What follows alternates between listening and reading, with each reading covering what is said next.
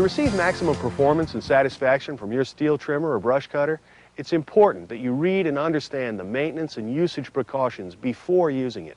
Contact the Stihl retailer in your area if you do not understand any of the instructions in your owner's manual.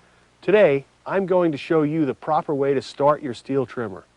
However, different models may function differently, so be sure to read your model's operating manual completely.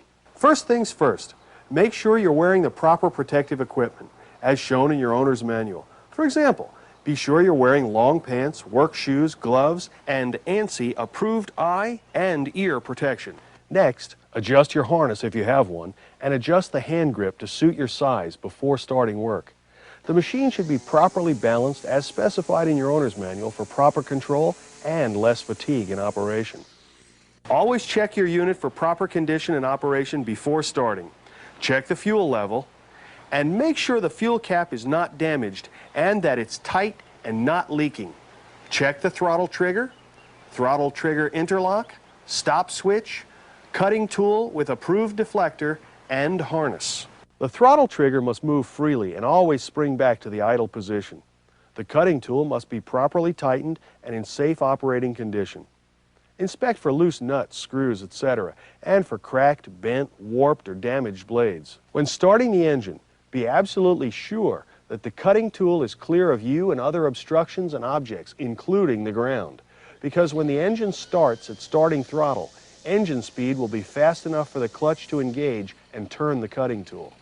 Use the primer bulb and set the choke when starting a cold engine. When you pull the starter grip, don't wrap the starter rope around your hand. Do not allow the grip to snap back, but guide the starter rope to rewind it properly. Failure to follow this procedure may result in injury to hand or fingers and may damage the starter mechanism. Pull the rope several times until you hear the engine try to start.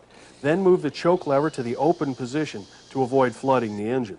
When the engine is running, but at idle, attach the brush cutter to the spring hook of your harness. Always hold the brush cutter firmly with both hands. Wrap your fingers tightly around the handles, keeping the handles cradled between your thumb and forefinger. Keep your hands in this position to have your brush cutter under control at all times. Make sure your brush cutter handles and grip are in good condition and free of moisture, pitch, oil, or grease.